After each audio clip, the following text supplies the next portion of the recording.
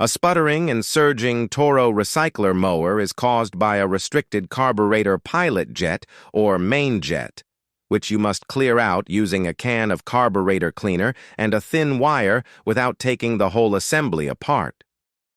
Remove the air filter cover on the side of the engine by snapping back the plastic tabs.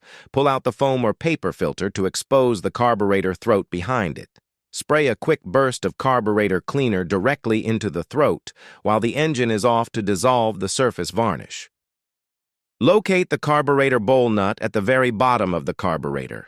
Place a small rag under the bowl to catch the spilled gas and unscrew this nut using a 1/2-inch or 10-millimeter wrench. The nut itself acts as the main jet and contains tiny holes that get clogged by old ethanol fuel. Push a thin bristle from a wire brush or a high-E guitar string through the small holes in the sides and center of the bowl nut. Spray carburetor cleaner through the passages until the fluid shoots out the other side in a straight, solid stream. Wipe the inside of the bowl clean with a shop towel to remove any remaining sediment.